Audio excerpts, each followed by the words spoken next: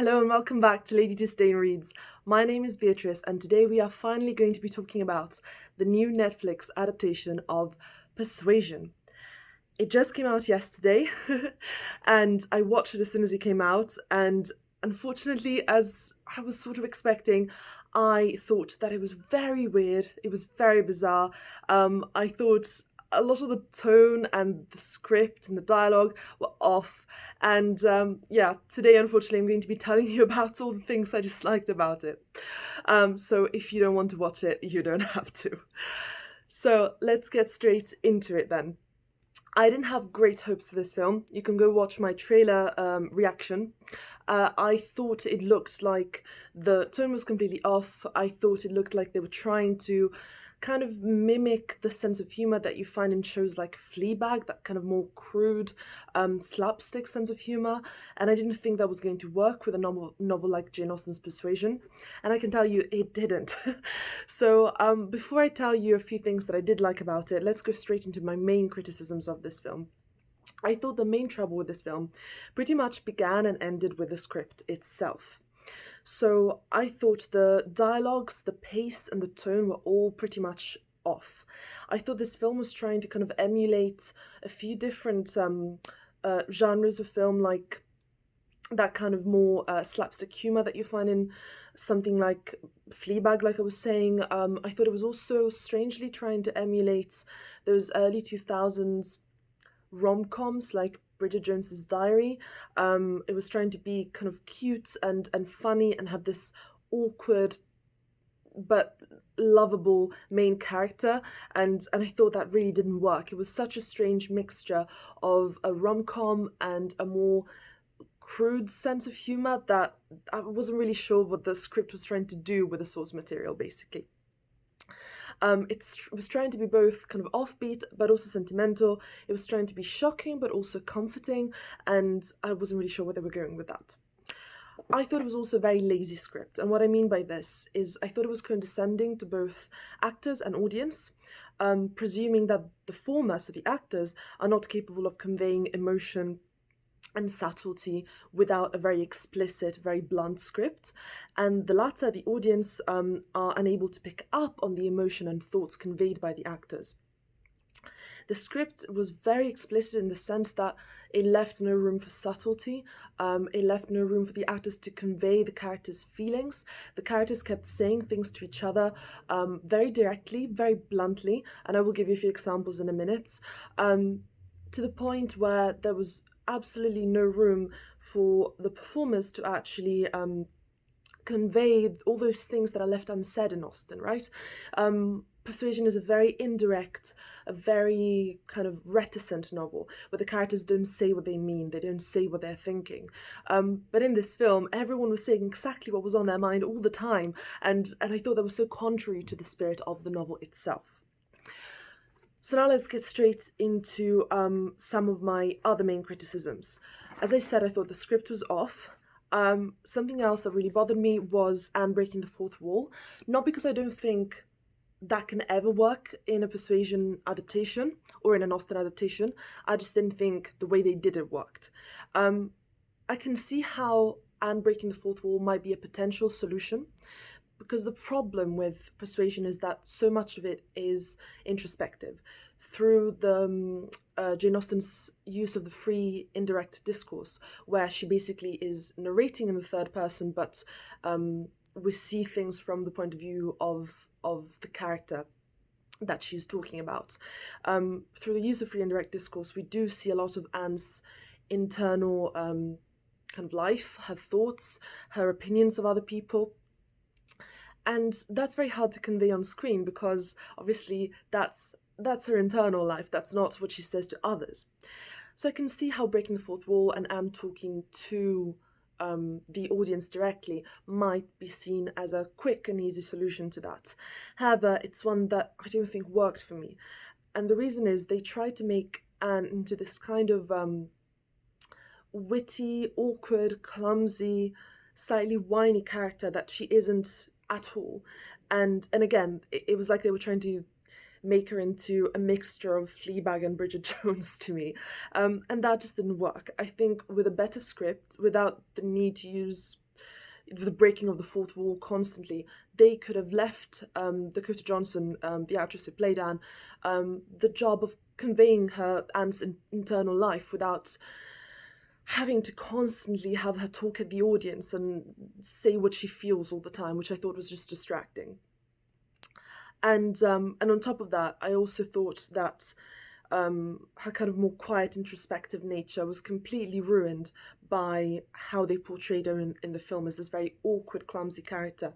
For example, there's a scene where she accidentally pours gravy on herself, another one in which she's sitting down at a table with Crofts and the Musgroves, and she scrapes her chair to get closer to the table, and everyone looks at her, and it feels really awkward, and I thought that was completely pointless. There's another scene in which she has jam on her face for no reason.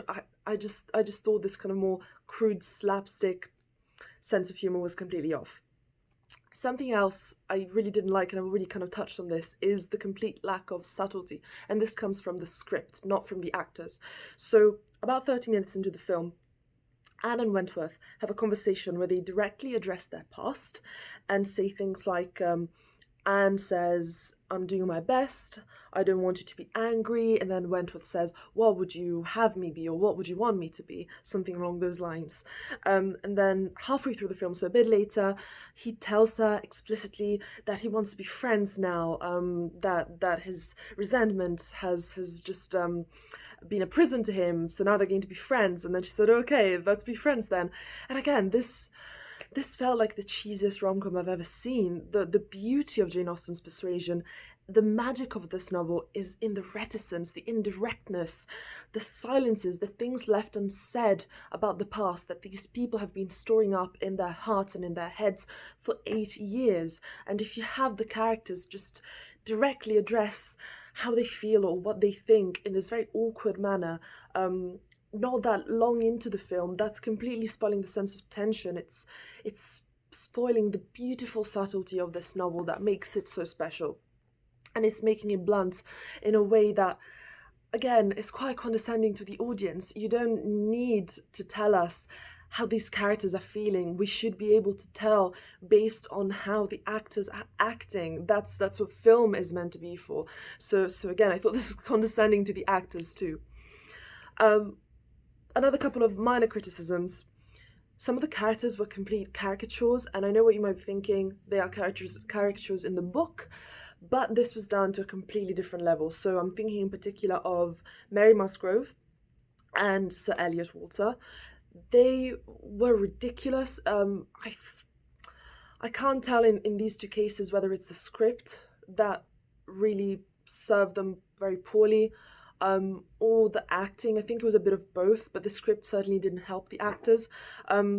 Sir Walter Elliot is quite a caricature in the book itself, but he was completely ridiculous in the film, to the point where it was not really believable that someone would be like that, if that makes sense. And Mary Musgrove was even worse. She got some of the funniest lines, but they were also completely ridiculous lines, and it was exaggerated to the point where it was almost not enjoyable anymore. So I really didn't like that at all.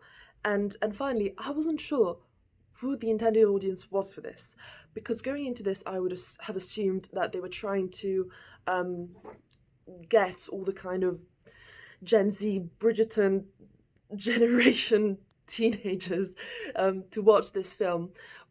But the humor is the kind of humor that is much more millennial to me, and what I mean by that is I thought it was referencing early 2000s rom-coms like Bridget Jones that people who are now in their 30s and 40s would be very fond of, not necessarily people who are in their teens and early 20s. I thought there were so many tropes and stereotypes taken straight from films like Bridget Jones's Diary, and what I mean by that is, for example, at the very beginning of the film, Anne is shown drinking wine, taking long baths for her sadness, and lying on her bed, and she says things like, I am alive and thriving after my breakup, and what else does she say? And then there's, I think, Mary Musgrove later on. Yes, Mary Musgrove later on, she says something like, I need to prioritize self-care, and all these little things, all of these strange little things that these characters say, they seemed very, very millennial to me. They seemed very, and I'm going to be so judgmental, I'm sorry about this, but they seem very women in their 30s who are single and drink wine because they're sad. Seemed so silly. I really disliked it. Now, another couple of minor qualms. These don't have to do with the script as much as with the acting or the delivery. I really disliked, I think his name is Cosmo Jarvis, I might be mispronouncing that, but I really disliked him as Wentworth. I thought, I'm sorry, I'm sure he did his best, but I thought he made for such an oafish Captain Wentworth. He had no range, no facial expressions. His delivery was completely flat and inexpressive, to the point where both my husband and I, watching the film, said that we wanted Anne to get with Mr. Elliot more than we wanted her to get with Captain Wentworth. And Mr. Elliot is awful, so that should tell you something about how badly acted the role of Captain Wentworth was. So I really wasn't a fan of that. Also, in some scenes, Anne had so much makeup on, you could see just the layers of mascara and foundation on her face, and that's just historically inaccurate. That bothered me. And also, what was up with her curtain bangs? Again, a very trivial, very petty criticism, but it's just so frustrating when the little details like that distract from the film itself. And finally, I've already mentioned this, but the crudeness, the utter crudeness of this film. There is a fart joke in this film. I won't spoil it for you. Go watch it if you want, or actually don't watch this film. Just trust me, there is a fart joke. Lady Russell at one point suggests to Anne that she doesn't want to remarry, and Anne says to her, "But don't you miss company?" And Lady Russell says, "No, my own company is sufficient. I'm happy with my own company." And then Anne says to Lady Russell, "But don't you miss company?" Meaning, a euphemism, company of men, right? And Lady Russell responds as to say, "Well, why do you think I go on so many European tours?" Goodness, you can guess what she means by that. That was just so unnecessary. I found that to be such poor taste.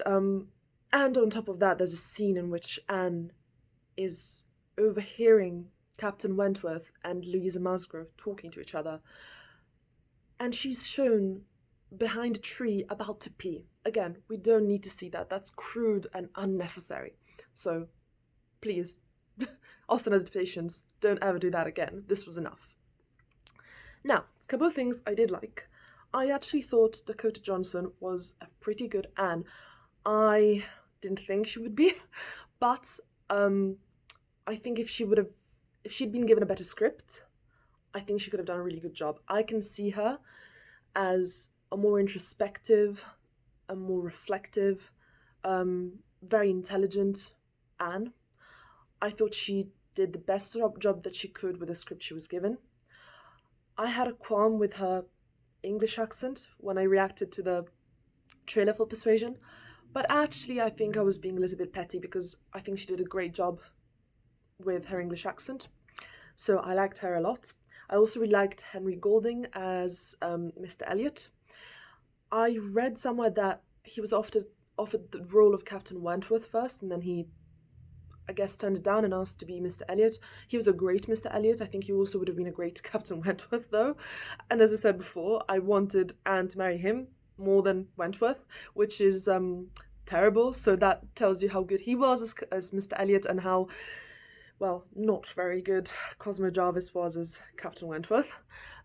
Something else I liked was at the very end of the film, Anne reads Wentworth's letter to her, the famous half agony, half hope letter, out loud to the camera. And I thought this was the only instance in which breaking the fourth wall actually did work. I thought it was extremely moving. I liked the fact that it's Anne reading the letter out loud rather than rather than the film showing us Anne reading it, but with Wentworth, or rather his voice, reading it in the background. I liked that we were shown her reading it, her reaction. I thought that was quite moving. Something else that was kind of weird, but I also sort of liked, was the rabbits.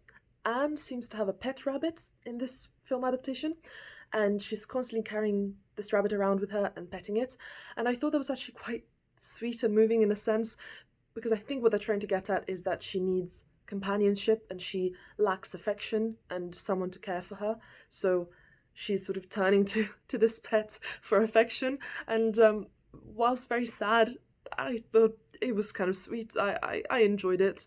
And finally, I did find the scene where Anne speaks only in Italian to Mary Musgrove really funny. So she's doing that because she's trying to show that Mary, her sister Mary, is so involved with herself that Anne could talk literally a different language to her and she wouldn't notice. And in fact, she doesn't. And I thought that was quite funny. And as an Italian, I can tell you, she did a pretty good job of speaking in Italian as well. So that was really good. Now, those are all my main criticisms. It suffices to say I didn't like this film. I thought it was amusing in how bad it was at times. I thought it was amusing in how weird it was. That's the thing. This wasn't just a bad Bridgerton-like, rom-com-like version of Persuasion. It was bizarre. It was completely and utterly bizarre. They didn't know where they were going with the script. They didn't know where they were going with the tone of this. So it's not just that I didn't like it. I didn't understand it at all. Before I leave you, I'm going to read you some of the quotations that I wrote down in my handy-dandy notebook here. I was taking notes throughout this film, and some of the things that the characters say are hilarious in how stupid and ridiculous they are, and I need to read them out to you. So I've divided them into a couple of categories. The first one is Mary Musgrove's weird and wonderful sayings. I thought she was an exaggerated, caricatured character. I didn't like her. However, she did have some very strange and very funny things to say in the film. So, first of all, Anne introduces her to us as a total narcissist. That should tell you what she's like. And then Mary Musgrove, who's a valetudinarian, she thinks that she's constantly ill. One of her first lines is, "I'm so close to death, I can feel my organs decomposing." Yes, that's an actual line from the film. Then she goes on to say that it would be best if Anne were to take care of her son rather than doing it herself, because she says, "I am an empath."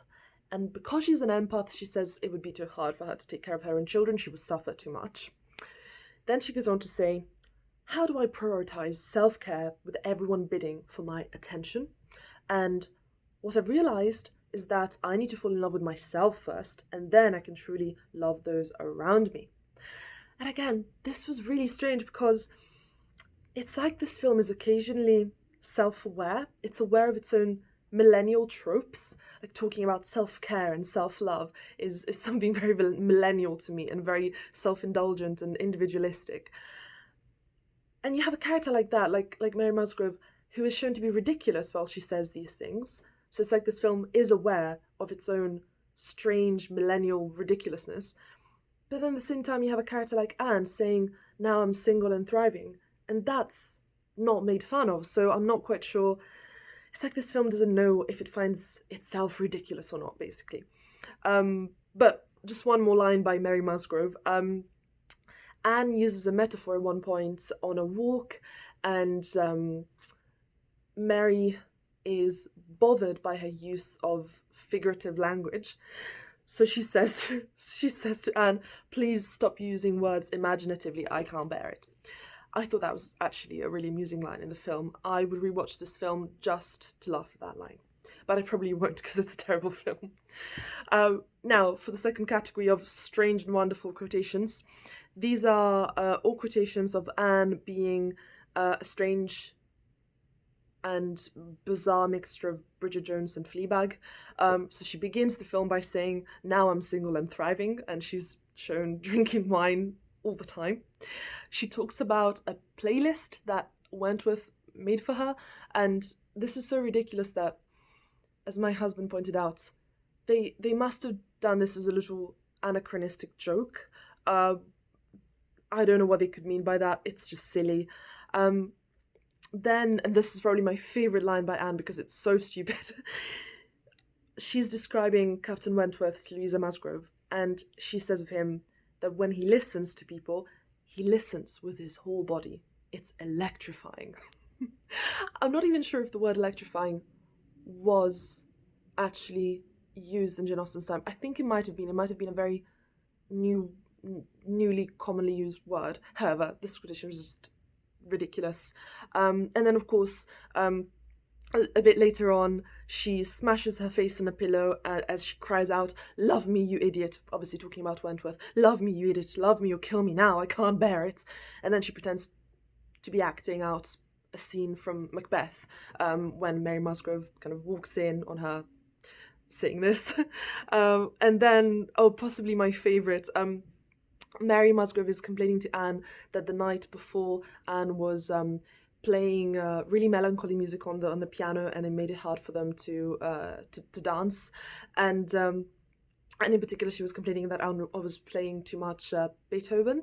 So Mary Musgrove says, "And how would you dance to Beethoven?" And to which Anne responds, "Alone in my room with a bottle of red."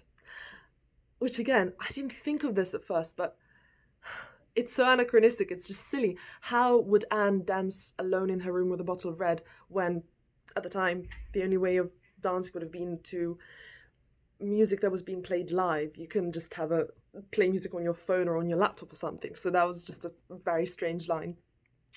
And of course, the lines in the trailer itself, Anne says of her relationship with Wentworth that they are now worse than strangers, they're exes, and then a bit later on she says we're worse than exes now, we're friends. And she finishes the film by saying to the audience, "Don't let anyone tell you how to live or who to love," which of course is just the epitome of individualism and self-love, or whatever it is that people say these days, but it's just very, very silly and very cliche, and I got nothing from that. I really didn't like it. And finally, a couple more strange quotations, and then I will leave you because this video is way too long. These quotations fall into the category of so weird, I'm really not sure what they were trying to do. So the first thing is, throughout the film, people keep referencing how you can be a different number on a scale of 1 to 10 based on where you live. So, for example, I think it's Mrs. Clay. Yeah, Mrs. Clay says, "It is often said, if you're a 5 in London, you're a 10 in Bath." To which Elizabeth responds, "You'll be at least a 6, Anne." And this continues later on in the film as well. Anne describes Mr. Elliot as being a 10, and she says, "I never trust a 10." And again, I feel like this is trying to seem relevant for a younger audience, but this whole concept of grading people on a scale of 1 to 10, this feels very millennial and silly to me. I don't think young people would even really resonate with this, so I thought it was just silly. And finally, I kept the best for last. There's a whole section in this film where all the Elliots, including Mr. Elliot, go to visit in Bath some very, very distant noble relatives, like what's her title? The Dowager Viscountess Dalrymple, I think, and Miss Carteret, I think those are their names. And it's a very awkward scene, no one is speaking, so Anne decides to break the silence by saying this. "Sometimes I have this dream that a giant octopus is sucking my face, and I struggle to get free and realize that my hands are tentacles and I can't push it off. And then I realize, of course, I am the octopus and I am sucking my own face." And if that wasn't awkward and strange and unbelievably bizarre by itself, Mr. Elliot actually responds to Anne in the same scene by saying to her that she should embrace the shadow version of herself and embrace the octopus. Yes, in a Jane Austen adaptation, you can find the line, "embrace the octopus." Now, if they were trying to say something about how Anne has repressed desires, and the octopus symbolizes her repressed desires, and she should embrace her shadow self and her repressed desires.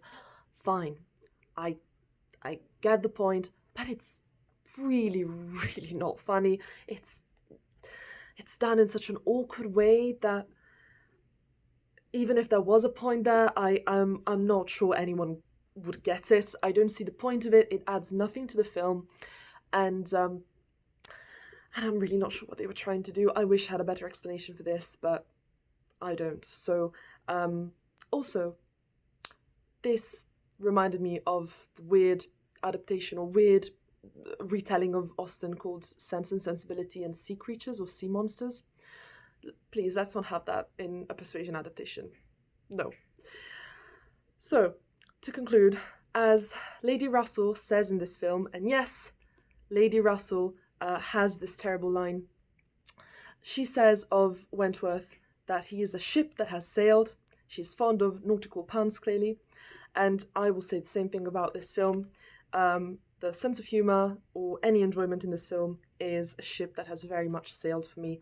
I don't think I will be rewatching this again. I watched it twice yesterday, first time by myself, then with my husband, and I have reached the conclusion that it is not a bad Austen adaptation, it is just the weirdest Austen adaptation I have ever seen in my life. Watch it once to amuse yourself, don't watch it ever again. And frankly, don't watch it even once, because I pretty much summed up all the funny bits in my review just now. So I hope you enjoyed this video. If you do end up watching it, and if you disagree with me, please tell me why in the comments down below. I would like someone to tell me that this film has any redeeming qualities. I don't think it does, but if you can convince me otherwise, that would be great. And I will see you for another video very soon. Hopefully for a slightly more serious video about Jane Austen. And I hope you enjoy the rest of Jane Austen July, and I will see you in my next video. Bye.